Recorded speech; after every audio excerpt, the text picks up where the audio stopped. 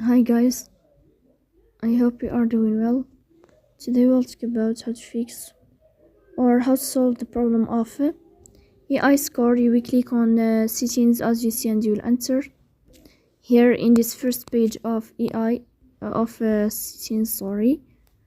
Then here in this page you will click on apps, default apps, app settings. In this window you will click on AI score and you will enter. Then here we click on first stop and you will click OK. Then we'll enter to storage.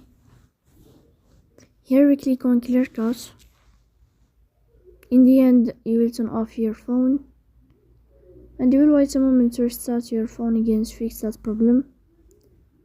So that's all. Don't forget to support us by like and subscribe. See you next time and thank you for your watching and your attention.